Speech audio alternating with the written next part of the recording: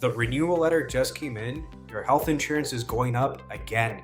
This year, it's 11, 15, maybe 20%. And if you're a small business owner, you've probably wondered why it keeps happening to you. The answer is not what most people think. Health insurance is the number one chronic problem small business owners face year after year, not just one bad year. Every year.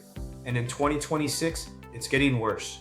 Small group premiums are projected to rise by a median of 11%. Average employer costs are crossing $17,000 per employee, and some major carriers are walking away from small business plans entirely. Fewer options, less competition, higher prices. But the reason this keeps hitting you harder has nothing to do with your industry, partly to do with your demographics, but mainly it's an infrastructure issue. It's structural. And once you understand the structure, you'll see exactly why the solution most brokers offer isn't really a solution. Here's what's actually happening. When you offer health insurance as a business with 12 or 20 employees, your entire plan is based on the risk profile of those few people. That means if one employee has a serious diagnosis, a difficult pregnancy, or a chronic condition, your entire group's rates go up at renewal. You're absorbing concentrated risk with no buffer. A company with 5,000 employees doesn't have this problem. If 10 employees have expensive health events, the cost gets spread across thousands of other healthy people. Their per-person risk is diluted. Yours isn't. And according to JP Chase data, employer premium payments for small businesses have increased 33% over the last 5 years, nearly double the rate of others. Businesses under 100 employees face the highest premiums of any group. This isn't bad luck. It's the math of being small in an insurance market that rewards scale. So when the renewal lands, most small business owners see two options. There's actually a third, and it's the one almost nobody tells you about. Option 1, absorb the increase. You eat the higher premium to protect your employees. Margins take the hit, and you repeat this conversation next year. Can you survive like that? Let alone thrive?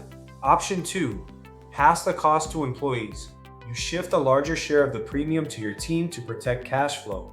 This keeps your costs flat, but creates a talent problem. And there goes your top employee. According to a 2024 Voya financial survey, 74% of American workers would take a lower salary for better health coverage. Think about that. When you degrade benefits, you're not just upsetting people, you're losing the recruiting battle to every competitor who can offer more. Option 3, change the math entirely. This is what most small business owners never hear about from their broker, because most brokers only sell you plans with no strategy. Here's what changes when you join a PEO, a professional employer organization. A PEO takes your 20 employees and adds them to a pool of thousands. Suddenly, you're not a small group negotiating alone. You're part of a large group plan with Fortune 500 level negotiating power.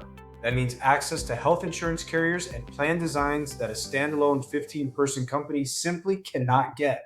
Better rates, more options, and because the risk is spread across thousands of people, one employee's health event doesn't torpedo your renewal the following year. This is the single clearest financial case for a PEO, and it's one most business owners never hear until they've already spent years overpaying on traditional open market plans. A common question: if I join a PEO, do I lose control of what I offer my employees? The answer is no, not entirely. You work within the PEO's benefit menu, which is actually broader than what you could access alone. You still choose contribution levels and plan options. You're not handing over control, you're gaining access. The PIO model isn't the only alternative to the traditional small group trap. Two others worth knowing: ICHRA, Individual Coverage Health Reimbursement Arrangement. You give employees a monthly amount to buy their own coverage. And level funded plans, a hybrid. You pay a fixed monthly amount, and if your group has a low claims year, you get a refund. Higher upside, but more risk. The honest answer: which option fits depends entirely on your headcount, industry, and employee profile. Have that conversation well before your next renewal. One thing worth saying clearly: a PEO isn't going to make health insurance free. Premiums are rising across the board. That's a market reality. What the PEO model changes is your position within that market. Instead of negotiating as a 15-person company, you're negotiating as part of a 50,000-person pool or larger. If your renewal just came in and you want to understand what your options actually look like, Peo-marketplace is built for exactly this moment. We're an independent platform. We vetted over 100 PEO providers, and we match businesses to the right fit based on your benefits priorities. The matching process is free, and our AI tool Paul can walk you through the whole thing in real time before you talk to anyone. Don't wait, link is in the description. Subscribe if you want the real employer side take on business situations, and drop your questions in the comments. Take care and see you in the next video.